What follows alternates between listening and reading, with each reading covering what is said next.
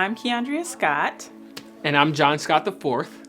So yes, we are the Scotts, and we've been coming to Sanctuary for almost 2 years. It'll be 2 years in March. Even before we stepped foot into Sanctuary Church, just a lot of the people that we met before coming here to Sanctuary, there was this sense of authenticity, like realness that people had about themselves, that when we came here to the church, I got that same feeling from a Sunday morning service as well. Both of us are originally from Jacksonville, Florida. Out of college, we moved to Branson, Missouri, stayed there for some time, and then fall of 2019, we moved here to Columbus, where we moved here because of a job that I had with the local church in Gahanna. But that was it. We didn't have any family at all here. Between my wife and our 3 daughters, a big thing for us was trying hard in a lot of ways to how can we develop roots or dig deep roots with people and gain a community. I kind of always had this feeling that I wanted to go back to work because I was at home with my kids. My brother actually was going through some stuff, and it was a time that was really challenging for him, and I walked through him with that, and it kind of got me to thinking about counseling. And it was like God dropped this idea in my heart of just I think this is what you should do when you go back and get a job. And so I was looking into that. I'm like, oh, you got to have a master's degree to do that. But one of the themes that I've seen in my life is that when God is like, this is for you, he rolls out the red carpet. He starts opening all these doors, and the things that I thought were like hurdles I couldn't get across, somehow now it's like the Red Sea is parted. It all just came to a head. I applied that summer, and I ended up getting an interview to get in that July and started in August. I sort of took a step back out of my role at the church that we were at before we came here to Sanctuary. That was a tough blow for me, because the thing that was the deal that I said that this was going to be my career forever, now was just, that wasn't the case anymore. So now I was stuck with this question, well, what am I good at? What can I do? I had always had firefighter in the back of my head. My dad's a retired firefighter down in Jacksonville, Florida. But I'm like, this is not the right timing, because my wife's in grad school. I would have to go back to school. I didn't plan on going back to school. So there's a lot of things we had to work through. But I remember one day sitting down with my wife and saying, hey, this is what I'm thinking about doing. Just tell me I'm crazy so I can move on from it. And she didn't, fully supported me, and just began to look into how we could make it a reality from there. John and I were looking ahead, and I told him, I said, in the fall, this will be my last semester, and this is what I'm gonna have. And he was like, well, this is what I'm gonna have. And we were both just like, oh my gosh.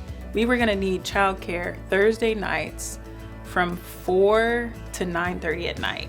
And it's like, people's kids are in bed at that time. It's such an inconvenient ask. There's no way we're gonna do this, or we're gonna be able to do this. It's gonna take a miracle. Talking with some friends we've made here, the Hoovers, and Jen Arnold. I think we were just talking in passing, our families were spending time together, and we had shared what our need was. And in the fall, right as we were getting ready to start the semester, the Hoovers, she just came up to me one Sunday and was like, hey, did you guys ever find anybody for Thursday nights? We'd love to do it for you guys. She was excited to do it. And then Jen came up with this idea for Tuesdays, which was another day that him and I were both in class. She said, why don't you just give me a list of people that you think might be willing to help, and I'll create a spreadsheet and I'll reach out to them, and we'll just fill in all the gaps. This was from September all the way through December. I mean, that still just blows my mind. Right. And so I was like, are you serious? You're gonna send this out? Because we were just so busy at the time that it felt just impossible to find the space in our heads to do something like that. While still focusing on the schooling that we all had, yeah. Mm-hmm. And so we did that, and I'm thinking, oh, there may be like 1 or 2 people that fill in. People are just busy. Literally every spot was filled up from September to December. Honestly, watching our sanctuary family, fill in those gaps and help meet a huge need in our lives, it definitely pointed me back to the gospel. I feel I have, and maybe a lot of us do, we have this innate feeling of like looking at what Jesus did for us, right?